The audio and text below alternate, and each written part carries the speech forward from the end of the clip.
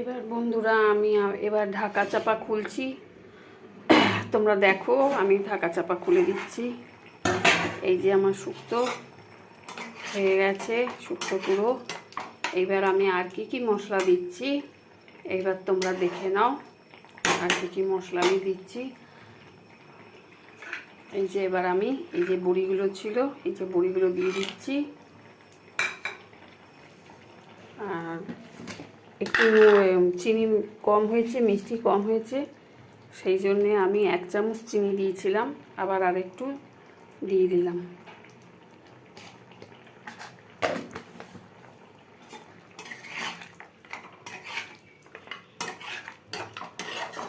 মানে ঠিক 1.5 চামচ চিনি দিতে লেগেছে।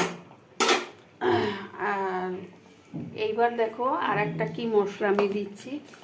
এটা আমি শুক্তোর মশলা বাড়িতে তৈরি করি। এই যে এই মশলাটা আমি বাড়িতে তৈরি করি, এর মধ্যেই তেজপাতা দেওয়া আছে, সেই জন্য আমি তেজপাতা ফোড়নে ওখানে দিইনি, ভাজা তেজপাতা দেওয়া আছে। আর আমার আগের ভিডিওতে দেওয়া আছে কি মশলা, চেক করে নিও। আমি কি মশলা আমি বানাই চেক করে নিও। এবার দেখো তোমরা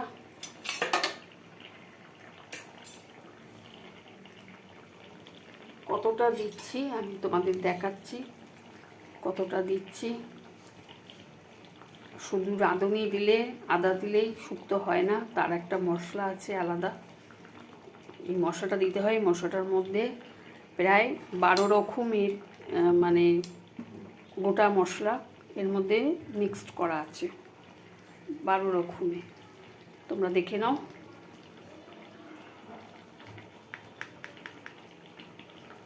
এই যে দেখেছো অনেকটা কম, এই যে দেওয়া আছে এইটা আমি এবার এর মধ্যে দিয়ে দেবো।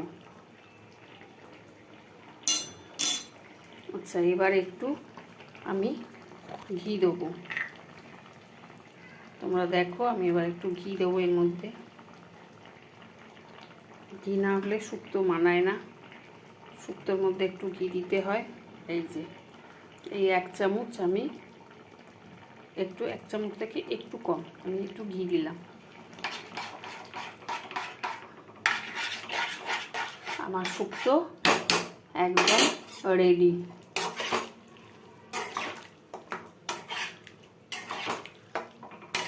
দেখছো শুক্তোর কালার, প্রচুর গন্ধ বেরিয়েছে, খেতে দুর্দান্ত হয়। মানে যা গন্ধ বেরিয়েছে মানে তুমি এটা দিয়ে মানে 1 থালা ভাত খাওয়া হয়ে যাবে, যা সুন্দর গন্ধ বেরিয়েছে। দেখো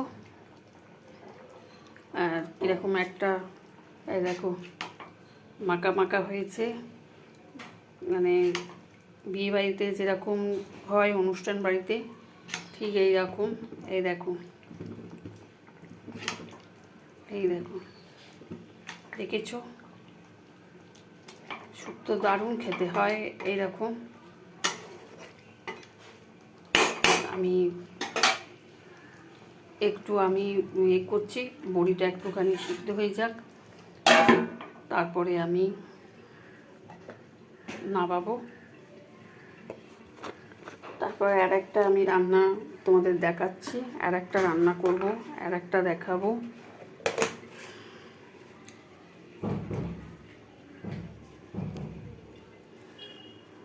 একটু সিদ্ধ হলেই আমি নামিয়ে নেব।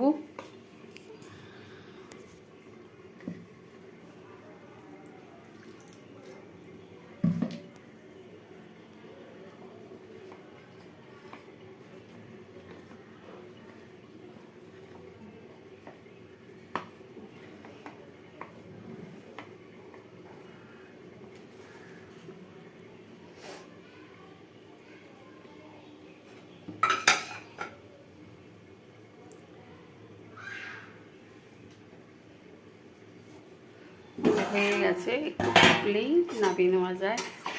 দেখো বন্ধুরা শুক্তো কেমন হয়েছে, খেতে কিন্তু দুর্দান্ত। আর প্রচণ্ড গন্ধ বেরিয়েছে, প্রচণ্ড গন্ধ বেরিয়েছে। তোমরা এরম করে একবার করে তোমরা খেয়ে দেখবে। আমি যেভাবে শুক্তো রান্না করেছি তোমরা এরকমভাবে করে খেয়ে দেখবে, দারুণ সুন্দর। ঠিক আছে, রাখছি।